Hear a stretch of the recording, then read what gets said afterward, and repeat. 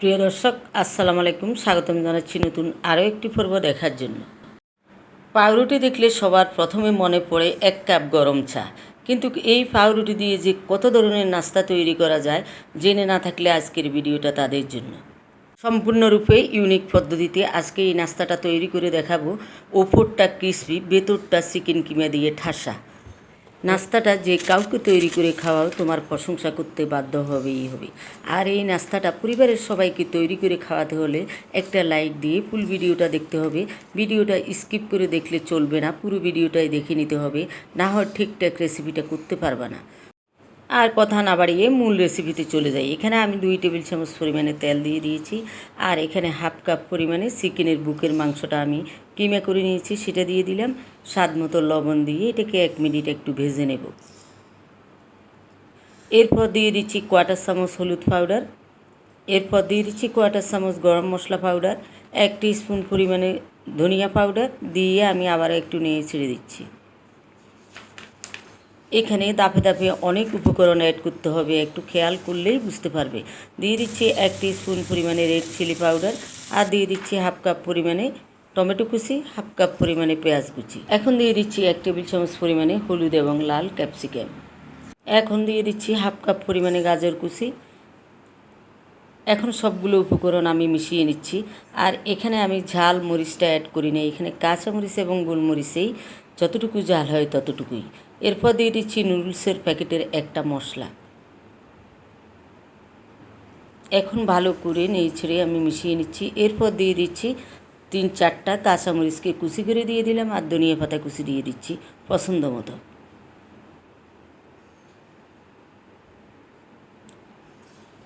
এখন দিয়ে দিচ্ছি বারবিকিউ সস 1 টিস্পুন পরিমাণে। এখন দিয়ে দিচ্ছি 1 টিস্পুন পরিমাণে বাটার। এরপর এখানে আমি মোজারেলা চিজ দিয়ে দিচ্ছি হাফ কাপ পরিমাণে। এই চিজটা দেওয়ার সাথে সাথে আমি চুলাটা অফ করে দিচ্ছি। দিয়ে এখানে দিয়ে দিচ্ছি আমি গোলমরিচ দিয়ে সমস্ত উপকরণগুলো নিয়ে চেড়ে আমি মিশিয়ে নিচ্ছি এবং ঠান্ডা করে নিব। আমি চলে যাব পরবর্তী ধাপে। এখানে আমি নিয়ে নিচ্ছি বেশ কয়েক পিস পাউরুটি। আমি যতটুকু পরিমাণে নাস্তা তৈরি করব সেই হিসেব মতো নিয়ে নিয়েছি। এই পাউরুটিটাকে এখন আমার প্রসেস করার পালা। একটা পাউরুটি নিলাম, নিয়ে একটা বেলুনের সাহায্যে আমি এটাকে সুন্দর করে বেলে নিব। আমরা রুটি যেভাবে বেলি এভাবে চেপে চেপে বেলে নিতে হবে। এখন আমি যে কাজটা করব, নাস্তার ডিজাইনটা দেওয়ার জন্য একটা গ্লাস নিয়ে নিলাম। গ্লাসের সাহায্যে আমি এখানে গোল গোল করে কেটে নিচ্ছি। তোমাদের হাতের কাছে যেটা থাকে সেটা দিয়েই করে নিলে হবে। আরও একটা করে আমি দেখিয়ে দিচ্ছি।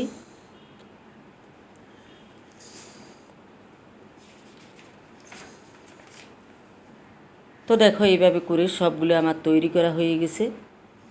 এরপর চলে যাচ্ছি পরবর্তী ধাপে। এখানে আমি 2টা ডিম নিয়ে আগে থেকেই পেটিয়ে রেখেছিলাম। এখন এখানে আমি পছন্দ মতো গোলমরিচ পাউডার এবং লবণ দিয়ে আরও একটু ভালো করে ফেটিয়ে নিয়েছি। এরপরে চলে আসছি নাস্তাটা তৈরি করার জন্য। এটা বলে বোঝানোর কিছু নেই, তোমাদেরকে দেখে দেখে বুঝে নিতে হবে। 1 টিস্পুন ময়দার ভিতরে একটু পানি মিশিয়ে আমি এখানে আঠার কাজ করতেছি। চারিদিকে এটা লাগিয়ে দিচ্ছি আর মাঝখানে কিমাটা বসিয়ে দিচ্ছি।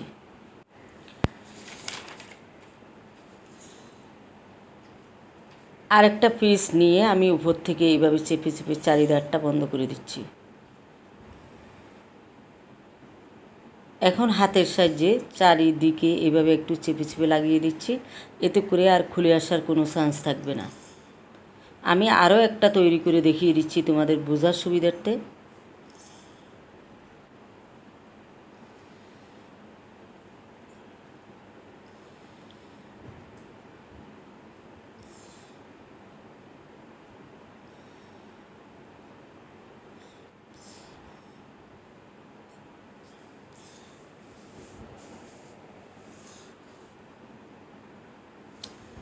দেখতে দেখতে সব কটা নাস্তাই আমার তৈরি করা হয়ে গেছে। এখন চলে যাব ফাইনাল ধাপে। এখানে আমি যে আগে থেকে ডিমটা ফেটিয়ে রেখেছিলাম সেটা একটু নেড়ে ছেড়ে নিচ্ছি। আর এখানে আমি কোন ব্র্যান্ডের ব্রেড কাম ব্যবহার করি সেটাও একটু তোমাদেরকে দেখিয়ে দিলাম। ব্রেড কাম ঢেলে নিচ্ছি এখানে আমি। এখন আমি সবগুলো নাস্তা তৈরি করে নিব।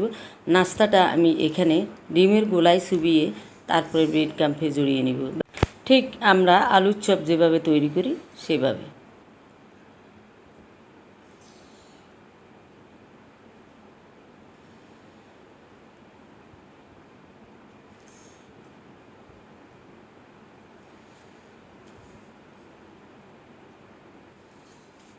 তৈরি হয়ে গেল, আমি আরও একটা তৈরি করে তোমাদেরকে দেখিয়ে দিচ্ছি।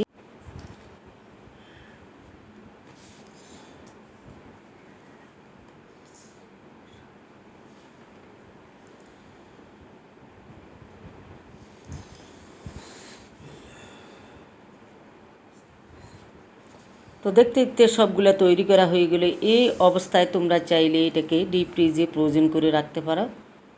এখন চলে যাব বাছতে। এখানে আমি রান্নার তেল দিয়ে দিলাম, দিয়ে সব কটা নাস্তা আমি ছেড়ে দিচ্ছি। আর ম্যাজিকের মতো নাস্তাগুলো নিজে থেকেই ডাবল হয়ে যাবে, তোমরা একটু লক্ষ্য করলেই বুঝতে পারবে। আমার আজকের এই নাস্তার রেসিপিটা যদি তোমাদের কাছে লাগে, আমার চ্যানেলে যদি নিয়ে হয়ে থাকো, তাহলে চ্যানেলটা সাবস্ক্রাইব করে দিবে। সাবস্ক্রাইব করে পাশে থাকা ঘন্টা চিহ্নটা ক্লিক করে তারপরে অল বাটনে ক্লিক করে রাখবে। এতে করে নিত্য নতুন রেসিপি দেওয়ার সাথে সাথে নোটিফিকেশান চলে যাবে। ইচ্ছে করলেই তোমরা সেখান থেকে দেখে নিতে পারবে।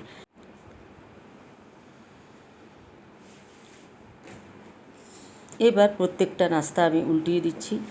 নাস্তাটা ফুলে কতটা ডাবল হচ্ছে তোমরা দেখে নিশ্চয়ই বুঝতে পারছো। আর এই নাস্তাটা খেতে যে কতটা মজা, যদি আমার দেখানো প্রসেসে তৈরি করো তাহলেই বুঝতে পারবে না নাস্তাটা কতটা দুর্দান্ত হয়েছে। তা এখন আমি পরিবেশন করে দেখিয়ে দিচ্ছি, আর একটা ভেঙে ভেতরটা তোমাদেরকে দেখিয়ে দিচ্ছি। আমার আজকের এই নাস্তাটা তোমাদের কাছে ভালো লেগে থাকলে বেশি বেশি করে একটু শেয়ার করে দিবে। এতে করে সবাই দেখতে পারবে এবং বানিয়ে পরিবারের সবার মন জয় করতে পারবে। অবশ্যই একটু বেশি বেশি করে শেয়ার করবে। তো আমি এটা ভেঙে তোমাদেরকে দেখিয়ে দিচ্ছি কতটা ক্রিসপি উপরটা আর ভেতরটা একদম চিকেনের পুর দিয়ে ঠাসা। আজকের মতো আসি, আল্লাহ হাফেজ।